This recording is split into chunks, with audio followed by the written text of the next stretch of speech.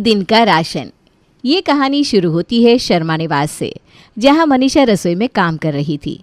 तभी उसे मुरारी के कदमों की आवाज़ सुनाई देती है। बाजार जा रहे हैं आप? तो नमक लेते आइएगा, और हाँ, आलू भी। हाँ, बस आपका ध्यान तो यही रहता है कि कब मैं बाजार निकलूं और कब आप मुझे काम बताएं। 2 मिनट भी आदमी इस घर में अपने काम से बाहर नहीं जा सकता। लाइए थैली, वरना सब्जी वाला थैली के अलग से पैसे चार्ज कर लेगा। वैसे कल ही तो लेकर आया था मैं आलू, आज कैसे ख़त्म हो गए? तो 2.5 किलो आलू लाने को बोला था मैंने, आप 1 किलो लेकर आए। अब 5 लोगों में 1 किलो आलू तो लगेंगे ही ना एक दिन में। ऊपर से आपने कोई दूसरी सब्जी भी लाकर नहीं दी थी। सीता भाभी का भी कोई परिवार छोटा नहीं है, फिर भी उनके घर का राशन इतना लंबा कैसे चल जाता है? और रही बात दूसरी किसी सब्जी की, तो कोई और सब्जी लाता भी कैसे मैं? अभी अच्छी सब्जियां मिल कहाँ रही है मार्केट में?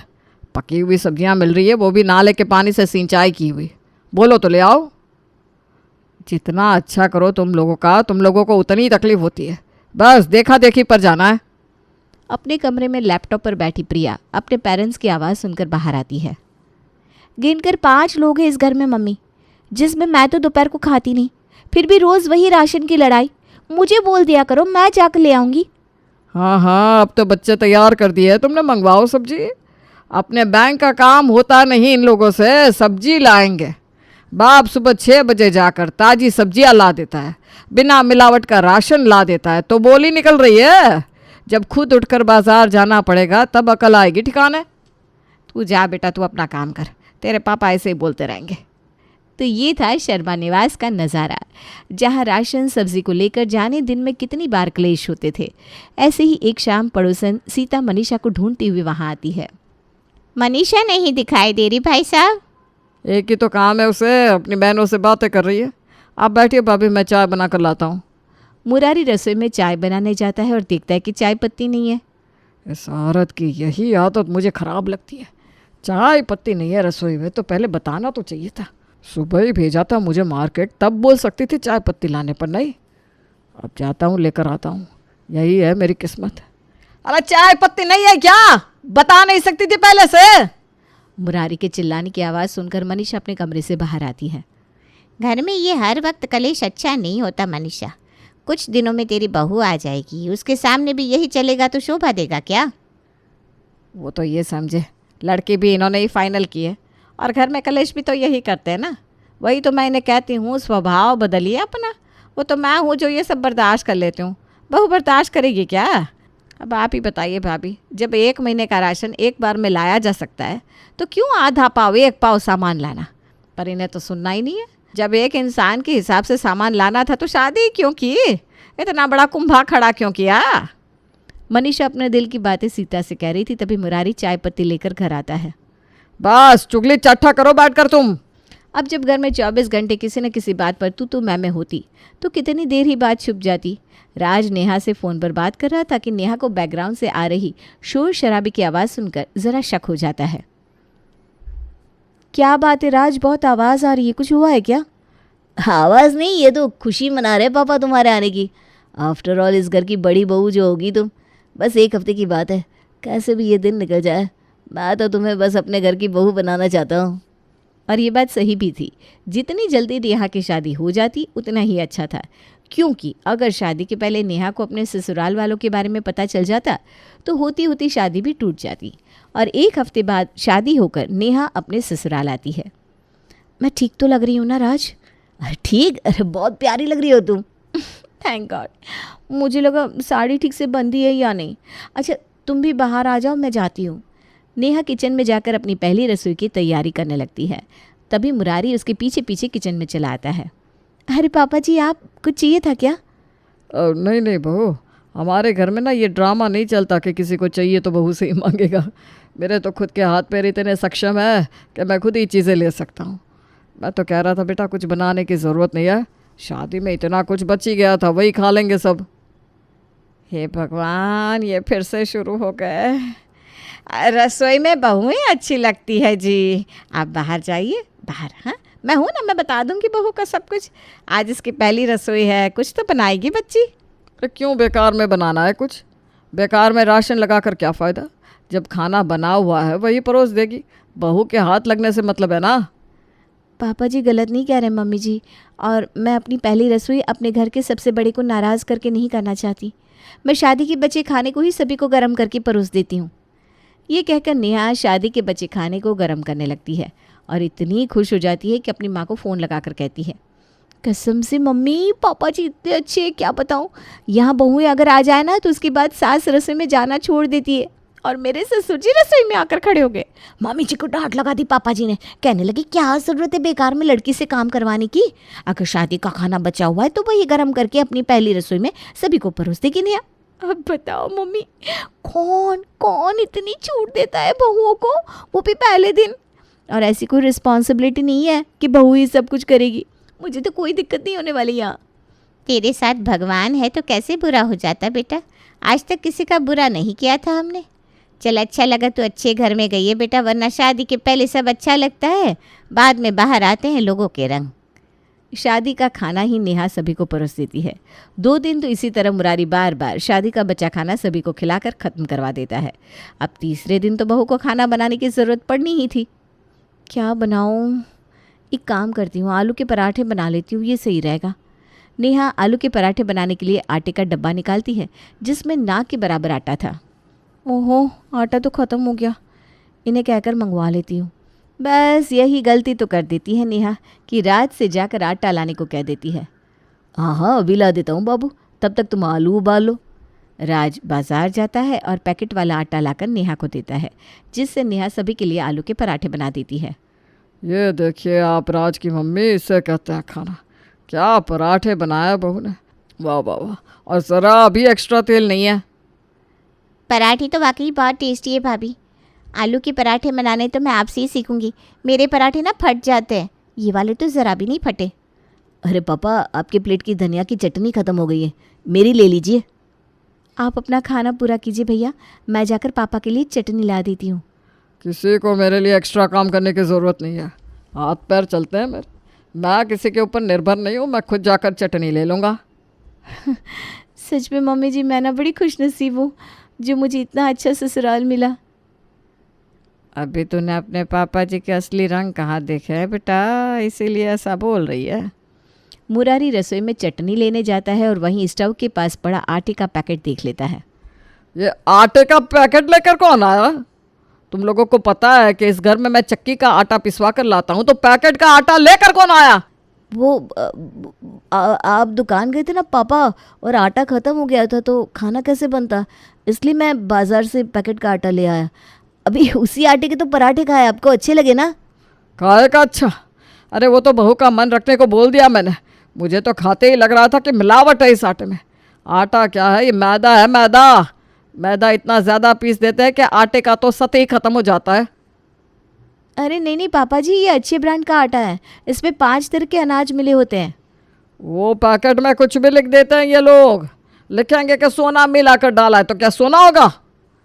गुस्से में बिना खाए मुरारी अपने कमरे में चला जाता है, जिससे नेहा को बड़ा बुरा लगता है और नेहा इस बारे में अपनी माँ को बताती है। अरे ये तो और अच्छी बात है। यहाँ तेरे पापा बाहर का कोई काम नहीं करना चाहते, मुझे ही सब कुछ करना पड़ता है। और वहाँ तेरे ससुर जी खुद आटा पिसवा कर लाते, तो इसमें बुराई क्या है भाई?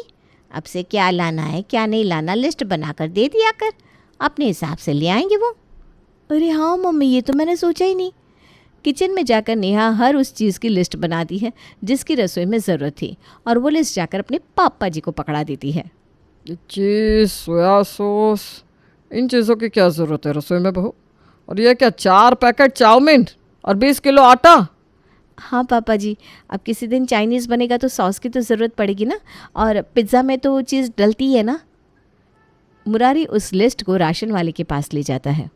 मान गए मुरारी, बहू के आते ही बदल गए तुम तो, वरना इतना सामान तो तुम किसी शादी के कैटरिंग की तैयारी के लिए भी ना लेकर जाते। अरे सब कुछ नहीं देना है, बस चावल आटा 5-5 किलो दे दो, 1 किलो दाल और ऊपर के 2 मसाले, बस हो गया।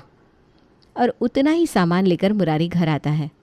ये क्या पापा जी, आपको मैंने जो आइटम 20 किलो लाने कही थी, आप वो 5 किलो ले आए, और कितनी सारी चीज़ें तो है ही नहीं।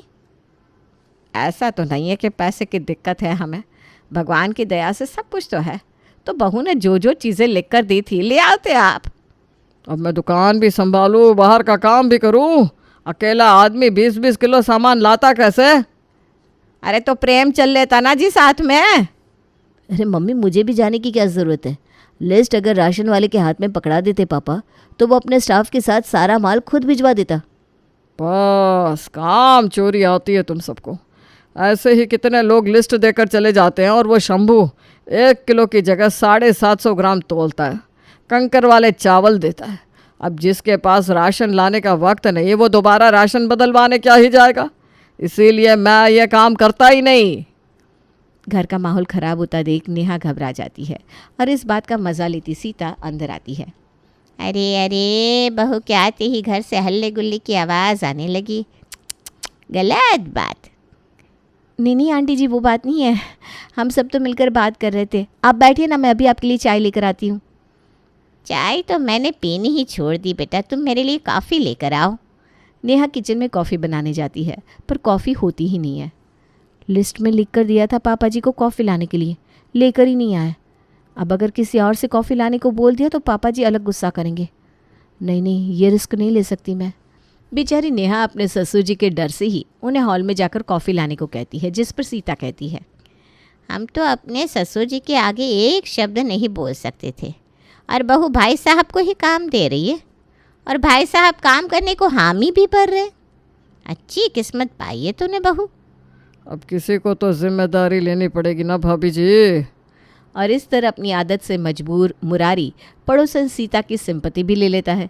धीरे धीरे अब जो प्रॉब्लम मनीषा फेस करती थी वही दिक्कतें नेहा को भी होने लगी थी। एक रात, हे भगवान, आलू भी ख़त्म हो गए। अब रात को थके हारे पापा जी घर लौटेंगे, आते ही थोड़ी ना मार्केट भेजूंगी। राज को कॉल करके आलू लाने को कह देती हूँ। नेहा राज को कॉल करती है। सुनो ना राज, तुम आते वक्त आलू और प्याज लेते आना प्लीज़। अब आलू प्याज से तो पता चलेगा नहीं कि कहाँ से ख़रीदा हुआ है, और मैं बताऊंगी भी नहीं। रात को राज आलू प्याज ले आता है। खाने के वक्त हम तीनों दुकान से एक साथ निकले थे, फिर तो बीच में कहाँ चला गया था? सब्जी लाने गए होंगे पापा। मेरा मतलब है। बस निकल गया ना सच। मुझे लगा ही कि प्याज तो घर पर था नहीं, तो आलू प्याज की सब्जी बनी कैसे? लाया होगा तो टावर के पास से सब्जी, वही चौराहे पर दारू भी मिलती है। हे भगवान, कैसे गंदे गंदे हाथ लगे होंगे इस आलू प्याज में। अरे बहू आ गई है आपकी, ज़रा तो शर्म कीजिए। और इसके मुंह से ये बात बाहर जाएगी तो क्या कोई प्रेम को लड़की देने राज़ी होगा? नेहा अपने ससुर की रोज़ रोज़ के ड्रामे से, राशन के ड्रामे से परेशान हो चुकी थी और इस बार वो मुरारी को ठीक करने की ठान लेती है। सुबह 4 बजे नेहा अपने सास ससुर के कमरे का दरवाज़ा खटखटाती है। अरे बहू, इतनी सुबह क्या बात हो गई? वो पापा जी, मैं कह रही थी कि चाय पत्ती आप ला दोगे क्या? मुझे चाय पीनी है और चाय पत्ती नहीं है रसोई में। अरे पर इस वक्त कहाँ चाय पत्ती मिलेगी बहू? वही तो पापा जी, मैं फिर भी कोशिश कर सकती थी बाज़ार जाने की।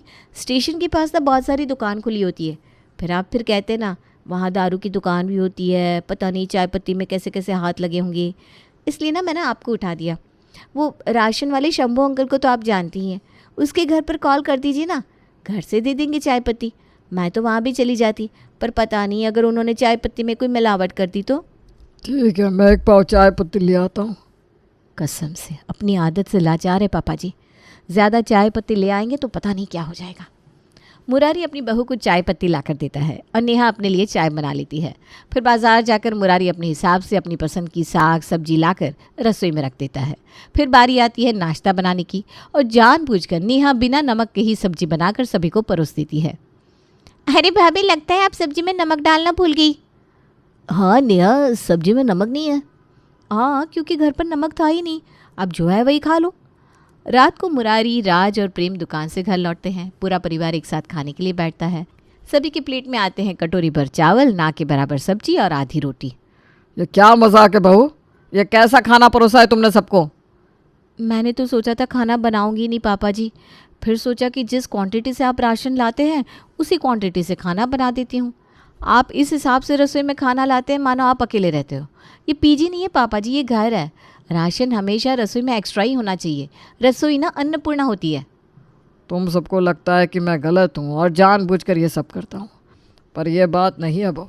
मैं ज़रूरत से कम चीज़ इसलिए लाता हूँ ताकि घर में किसी भी चीज़ की वेस्टेज ना हो। ये दुकान मैंने ऐसे ही खड़ी नहीं की, बहुत बुरे दिन देखे मैंने। इसलिए मैं नहीं चाहता कि तुम सब में खाने को बर्बाद करने की आदत आए। बहुतों को तो ये भी नसीब नहीं होता।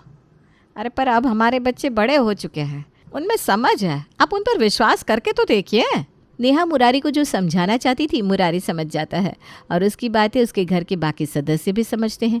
इस दिन के बाद से दोनों ही थोड़ा थोड़ा कॉम्प्रोमाइज़ करते हैं और नेहा का ससुराल सुखहाल हो जाता है।